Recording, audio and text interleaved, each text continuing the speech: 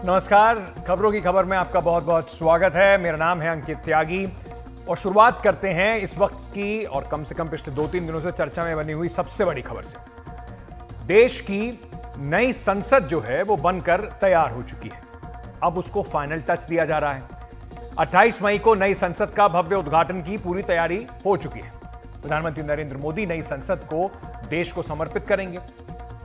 लेकिन इसी बात को लेकर विपक्ष और सत्ता पक्ष आमने सामने है। 20 विपक्षी दलों ने नई संसद के उद्घाटन के कार्यक्रम का बहिष्कार का ऐलान कर दिया है। इस जो विपक्षी दलों का कहना है कि देश के प्रथम नागरिक और सरकार का जो संवैधानिक प्रमुख होने के नाते नई संसद का उद्घाटन राष्ट्रपति द्रौपदी मुर्मू को करना चाहिए। लेकिन विपक्ष की इस दलील से सत्तारूढ़ बीजेपी जो है वो सहमत नहीं है। 3 देशों के दौरे से लौटते ही प्रधानमंत्री नरेंद्र मोदी आज इस मुद्दे पर विपक्ष को घेरते नजर आए।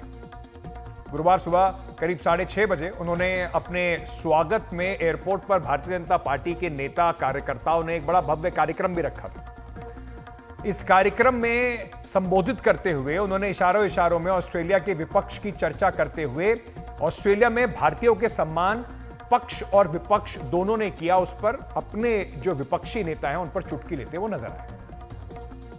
भारतीय समुदाय का जो कार्यक्रम था वहां ऑस्ट्रेलिया के प्रधानमंत्री का आना गौरव की बात थी। लेकिन इतना ही नहीं, उस समारोह में पूर्व प्रधानमंत्री भी थे। उस समारोह में पूरी अपोजिशन पार्टी के मेंबर्स से ऑस्ट्रेलिया के लोग में भारतीयों के प्रति चाहे पक्ष सत्ता का हो चाहे पक्ष विपक्ष का हो, सबके सब मिलजुल करके भारतीय समुदाय के इस कार्यक्रम में उतने ही उमंग और उत्साह के साथ शरीक हुए थे। इससे पहले कांग्रेस के अध्यक्ष मल्लिकार्जुन खड़गे ने एक ट्वीट किया और कहा कि मोदी जी संसद जनता द्वारा स्थापित लोकतंत्र का मंदिर है। महामहिम राष्ट्रपति का पद संसद का प्रथम अंग है। आपकी सरकार के अहंकार ने संसदीय प्रणाली को ध्वस्त कर दिया है। 140 करोड़ भारतीय जानना चाहते हैं कि देश में भारत के राष्ट्रपति संसद के उद्घाटन का हक छीनकर आप क्या जताना चाहते हैं।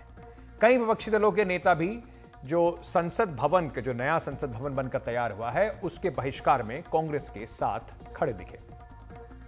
विपक्ष बिल्कुल सही कह रहा है, क्योंकि भारतीय संविधान के अनुच्छेद 79 में 79 में ये लिखा हुआ है कि संसद का अर्थ है राष्ट्रपति, राज्यसभा और लोकसभा, और लेजिस्लेचर का प्रधान जो है वो राष्ट्रपति होता है, और जो लेजिस्लेचर का प्रधान है वो जो शासन का अध्यक्ष होता है उससे ऊपर होता है, मतलब प्रधानमंत्री से ऊपर होता है। जब शिलान्यास था उस वक्त तत्कालीन राष्ट्रपति श्री रामनाथ कोविंद जी को कार्यक्रम में नहीं बुलाया गया, नहीं आमंत्रित किया गया, और अब जब उद्घाटन का समय है उस वक्त भी महामहिम राष्ट्रपति श्रीमती द्रौपदी मुर्मू जी को नहीं बुलाया जा रहा है, क्योंकि मोदी जी ऐसा मानते हैं कि इस शुभ कार्य की शुरुआत, इस नई संसद की शुरुआत अगर एक आदिवासी महिला राष्ट्रपति के द्वारा होगा तो यह अपशगुन माना जाएगा। प्रधानमंत्री को, वजीर आजम मोदी को इस नई पार्लियामेंट की बिल्डिंग का इनॉग्रेशन नहीं करना चाहिए। स्पीकर कस्टोडियन है लोकसभा का और स्पीकर को करना चाहिए। हम देश के वजीर आजम से, प्रधानमंत्री से ये डिमांड करते हैं कि आप पीछे हट जाइए। आपका तो नाम आ जाएगा फाउंडेशन स्टोन में। इनॉग्रेशन स्पीकर ओम बिरला साहब करने दीजिए। अब इस पर बीजेपी का क्या तर्क है, दलील क्या है, जवाब क्या है, वो भी बताते हैं। भारतीय जनता पार्टी की दलील यह है कि राजनीति के लिए मोदी विरोध के नाम पर इस भव्य कार्यक्रम का बहिष्कार ठीक नहीं है। बीजेपी का कहना है कि लोकसभा के स्पीकर संसद के संरक्षक हैं और उन्होंने प्रधानमंत्री को संसद की नई इमारत के उद्घाटन का न्योता दिया है। बीजेपी विपक्षी दलों को इसी तरह के कुछ पुराने मौके भी याद दिला रही है। जैसे पूर्व प्रधानमंत्री इंदिरा गांधी ने 1975 में संसद भवन की एनेक्सी का उद्घाटन किया था। पूर्व प्रधानमंत्री राजीव गांधी ने 1987 में संसद की लाइब्रेरी भवन जो है उसकी आधारशिला रखी थी। पूर्व प्रधानमंत्री मनमोहन सिंह और तत्कालीन कांग्रेस अध्यक्ष सोनिया गांधी ने 2011 में मणिपुर के विधानसभा भवन का उद्घाटन किया था। पूर्व प्रधानमंत्री मनमोहन सिंह और सोनिया गांधी ने तमिलनाडु के विधान भवन का भी उद्घाटन किया था और नीतीश कुमार ने बिहार के सेंट्रल हॉल का उद्घाटन किया था। अब बीजेपी पूछ रही है कि क्या इन मामलों में राष्ट्रपति और राज्यपालों का अपमान नहीं हो रहा था। बीजेपी इसी के आधार पर कांग्रेस को पाखंड का आरोप लगाती नजर आ रही है। खास बात यह भी है कि बीजेपी ने इस मामले में एनडीए के सभी दलों के अलावा गैर एनडीए के दलों का भी समर्थन उन्हें मिल रहा है। आज ही बीएसपी अध्यक्ष मायावती ने नई संसद के उद्घाटन का स्वागत किया। उन्होंने ट्वीट करके कहा कि केंद्र में पहले चाहे कांग्रेस की सरकार रही हो या वर्तमान बीजेपी की, बीएसपी देश और जनहित के मुद्दों पर हमेशा दलगत राजनीति के ऊपर उठकर उनका समर्थन करती आई है। अब ये बात उन्होंने कही। कुछ 7 गैर एनडीए दल हैं इस मामले में बीजेपी के साथ नजर आ रहे हैं।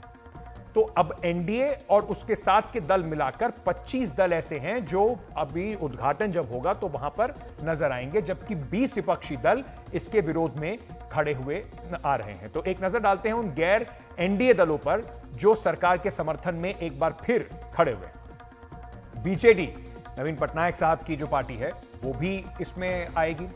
वाईएसआर कांग्रेस, आंध्र प्रदेश के मुख्यमंत्री जगनमोहन रेड्डी जो हैं उनकी जो पार्टी है वो भी। अकाली दल पहले एनडीए में थे, अब बाहर हैं, लेकिन इस मुद्दे पर उनके साथ हैं। BSP, Lok Janshakti Party Paswan, JDS, TDP.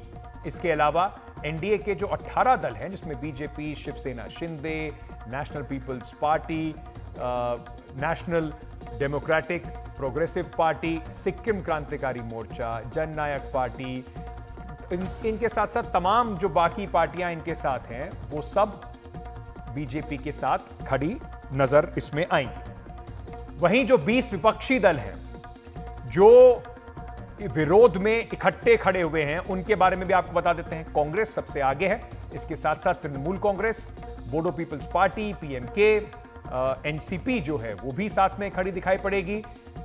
फिर अपना दल, असम गण परिषद और इसके साथ साथ आम आदमी पार्टी, उद्धव ठाकरे का जो फैक्शन है वो सब इसके बहिष्कार में खड़ी दिखाई पड़ रही हैं। साथ ही साथ आपको लेफ्ट पार्टीज जो हैं, समाजवादी पार्टी, ये भी, झारखंड मुक्ति मोर्चा, राष्ट्रीय Lokdal, Rashtriya Janata Dal, National Conference, DMK, MDMK, Indian Union Muslim League, ये सब पार्टियां जो हैं ये इसके विरोध में खड़ी दिखाई पड़ रही हैं।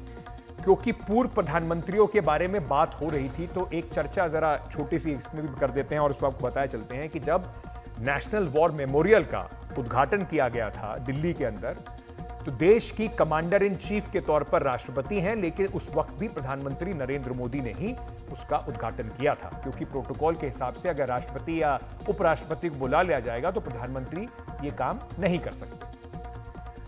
अब इसी मामले पर गृह मंत्री अमित शाह के अलावा बीजेपी शासित राज्यों के मुख्यमंत्री भी एक एक कर अपनी प्रतिक्रियाएं दे रहे हैं। तो विपक्ष को साधने के लिए, विपक्ष को घेरने के लिए पूरी बीजेपी एकजुट होकर हमला करती नजर आई। अभी मोदी जी आजादी के अमृत महोत्सव के वर्ष में देश की संसद का नया भवन 28 तारीख को लोकार्पण करने वाले हैं, देश को समर्पित करने वाले। कांग्रेस दल, कांग्रेस पार्टी और उनके साथी राजनीति कर ओछी राजनीति का एक उदाहरण पेश कर उसका बहिष्कार। भारतवासियों को नई संसद भेंट की जाएगी। यह एक ऐतिहासिक अवसर होगा। कांग्रेस समेत विपक्षी दलों के द्वारा जिस प्रकार की बयानबाजी हो रही है वो अत्यंत ही दुखद और गैर जिम्मेदाराना है। लोकतंत्र को कमजोर करने वाला है। अब ये मामला सुप्रीम कोर्ट में भी पहुंच गया है, जहां पर इसके खिलाफ एक याचिका लगाई गई है। तो एक बार फिर से संसद के मामले पर विपक्ष और सत्ता पक्ष आमने सामने खड़ा दिखाई पड़ रहा है। विपक्ष की एकता का इम्तिहान भी ये पूरा मुद्दा बनता दिखाई पड़ रहा है। अब देखना होगा कि अगले आम चुनाव में पहले विपक्षी एकता को आगे बढ़ाने में यह कितना कारगर साबित होता है, क्योंकि कहीं ना कहीं जिस तरीके से अब दोनों पार्टियां, चाहे सत्ता पक्ष हो या विपक्ष हो, वो आमने सामने खड़ा दिख रहा है। ये 2024 के चुनाव की आहट होती भी नजर आ रही है, उसकी रूपरेखा भी बनती नजर आ रही है। लेकिन एक बात बिल्कुल स्पष्ट है, देश का संसद जो है वो देश का गौरव होगा। तो उम्मीद शायद ये भी कर सकते हैं कि प्रधानमंत्री शायद अपनी तरफ से कुछ पहल करके इस गतिरोध को तोड़ने की कोशिश जरूर करें, कम से कम उन्हें करना जरूर चाहिए। आगे बढ़ते हैं और बात करते हैं कर्नाटका की, जहां पर अभी अभी सिद्धरमैया सरकार, कांग्रेस पार्टी की जो सरकार है, उसने अपना विशाल बहुमत के बाद कामकाज संभाला है। कर्नाटक में सिद्धरमैया सरकार जो है वो ये सवाल अब उठ रहा है कि क्या वो पिछली बीजेपी की सरकार के दौर में पास किए गए जो कुछ विवादास्पद कानून थे उनकी समीक्षा कर रही है, क्या उन्हें वापस देने की तैयारी कर रही है। उप मुख्यमंत्री डीके शिव कुमार ने तो सत्ता संभालते ही पुलिस के भगवाकरण का सवाल उठा दिया था और साथ ही साथ मॉरल पुलिसिंग, यानी कि जब वैलेंटाइंस डे और बाकी दिनों पर हमें दिखाई पड़ते हैं कि कुछ लोग आकर लोगों को परेशान करते हैं, जो नैतिकता की ठेकेदारी वाले जो लोग हैं उन्हें दूर रहने की बात कही। जब इस तरह की कई कयास लगाए जा रहे थे कि सिद्धरमैया सरकार स्कूलों में पाठ्यक्रम की समीक्षा कर सकती है या धर्मांतरण बिल को वापस ले सकती है, कांग्रेस ने चुनाव प्रचार के दौरान घोषणा पत्र में कहा था कि सत्ता में आने के बाद सांप्रदायिक सौहार्द बिगाड़ने वाली किसी भी संगठन पर पाबंदी लगाएंगे। उसमें उन्होंने पीएफआई और बजरंग दल का नाम साथ साथ लिया था, जिससे काफी हंगामा भी हुआ था। अब उस पर एक बार फिर से विवाद शुरू हो गया है।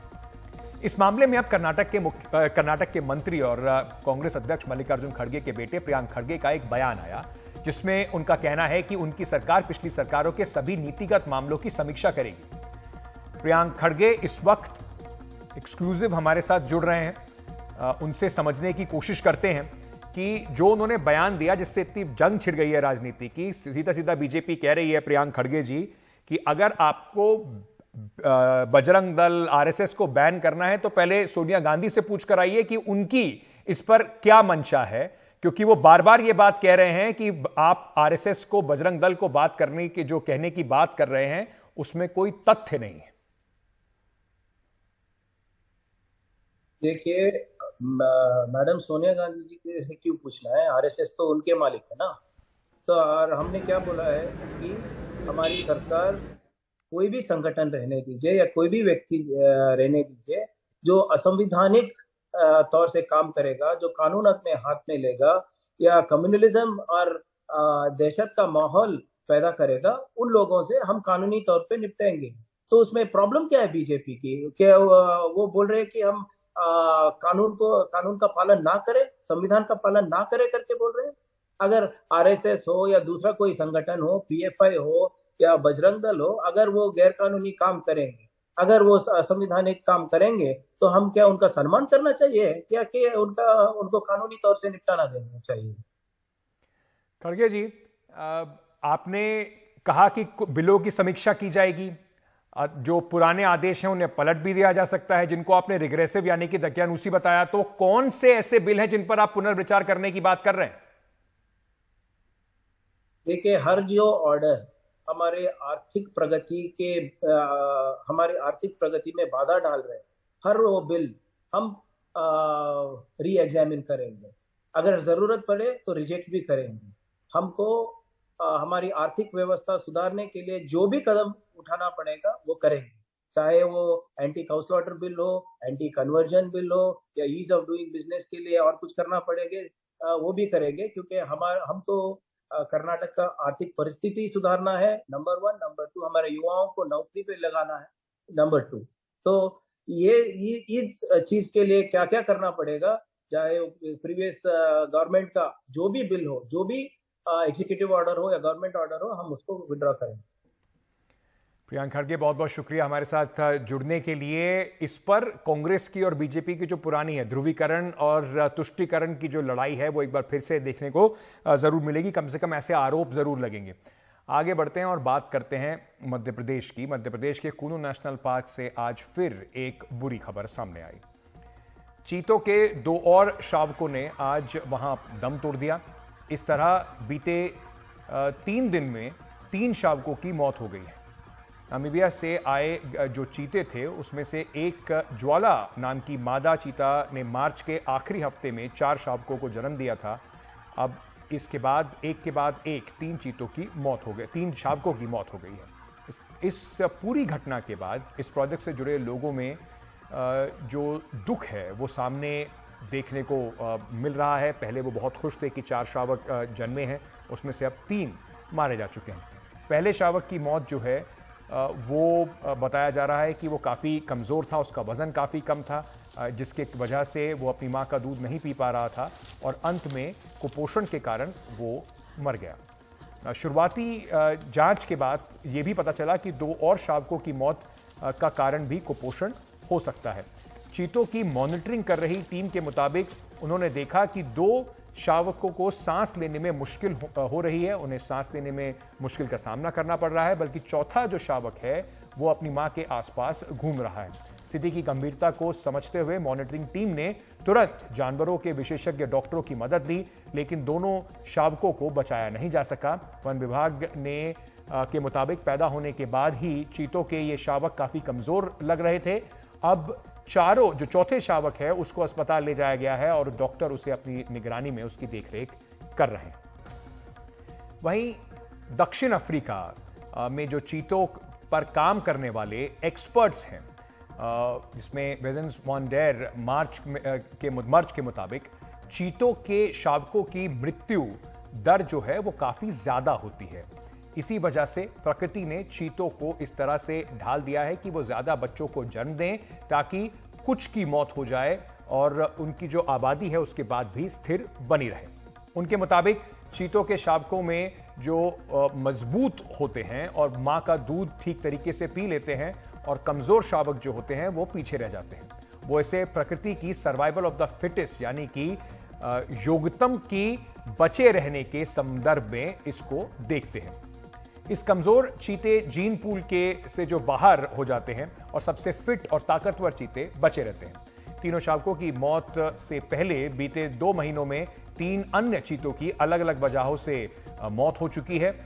इनमें से 2 दक्षिण अफ्रीका और 1 नामीबिया का चीता है। नामीबिया से शाशा नाम के चीते की 27 मार्च को किडनी की बीमारी के कारण मौत हो गई थी। इसके अलावा दक्षिण अफ्रीका से लाए गए उदय नाम के चीते की 13 अप्रैल को मौत हुई और दक्षिण अफ्रीका से ही लाए गए एक मादा जो चीता थी दक्षा, उसकी भी 9 मई को लड़ाई में घायल होने के बाद मौत हो गई थी। दरअसल कुल्लू नेशनल पार्क में 20 चीते लाए गए थे। इनमें से 8 चीते 17 सितंबर 2022 को अफ्रीकी देश नामीबिया से लाए गए थे। इसी साल 18 फरवरी को 12 अन्य चीते दक्षिण अफ्रीका से लाए गए थे और उनके कुल संख्या 20 हो गई थी। मार्च के अंत में 4 चीतों के जन्म होने के बाद यह संख्या 24 पहुंच गई, लेकिन अब 3 शावकों की मृत्यु और 3 वयस्क चीतों की मृत्यु के बाद यह संख्या जो है 18 रह गई है। दक्षिण अफ्रीका से हुई डील के मुताबिक अगले 8 से 10 साल तक हर साल 12 चीते भारत लाए जाएंगे, लेकिन अब सवाल उठ रहा है कि क्या सफल पुनर्वास इन चीतों का हो सकता है। चीतों की मौत के मामले देखते हुए यह काफी चिंता का विषय बना हुआ है। विदेश से लाए गए सभी चीतों को विशेषज्ञों की निगरानी में पहले छोटे बाड़ों में रखा जाता है और फिर उनको छोटे बाड़ों से बड़े बाड़ों में छोड़ा जाता है। ये सवाल भी उठ रहा है कि क्या चीतों के पुनर्वास के लिए जो जगह चुनी गई है उसमें कोई खामी तो नहीं है, उसमें कोई कमी तो नहीं है। चीतों को भारत लाने से पहले मध्य भारत के 5 राज्यों की 10 जगहों का सर्वे किया गया था। मध्य प्रदेश के कुल्लू नेशनल पार्क के अलावा जिन 4 अन्य जगहों पर चीतों को रखने का सुझाव दिया गया था उसमें से 2 और मध्य प्रदेश में ही हैं, जिसमें निर्देही वाइल्ड लाइफ सेंचुरी और Gandhi Sagar wild life sanctuary है। इसके अलावा 2 राजस्थान में हैं, शाहगढ़ और वहीं मुकंदरा टाइगर रिजर्व में भी इन्हें रखने की बात की गई थी, लेकिन पहले दौर में के लिए कूनो को चुना गया। इसकी वजह उसके ज्यादा उपयुक्त होने को बताया गया था, जहां चीतों के भोजन के लिए अन्य जानवरों की मौजूदगी है और अंदर इंसानी बस्तियों का ना होना भी इसका एक कारण बताया गया था। एक जमाना था जब भारत के जंगलों में भी चीते दौड़ा करते थे, लेकिन धीरे धीरे शिकार की वजह से वो खत्म हो गए। 1952 में आखिरी चीते के शिकार के साथ ही भारत में चीतों के लुप्त वन्य जीव की श्रेणी में रख दिया गया था। एक अनुमान के मुताबिक दुनिया में इस वक्त 7100 चीते हैं, जिनमें से अकेले नामीबिया में 3500। दुनिया के कुल चीतों में से एशियाई चीतों की संख्या अब सिर्फ 12 रह गई है, जो ईरान में है। यही चीते अगर जैविक पूल के हिसाब से देखा जाए तो भारत के जो विलुप्त चीते हैं उनके सबसे निकटतम जो रिश्तेदार हैं वो बनते हैं।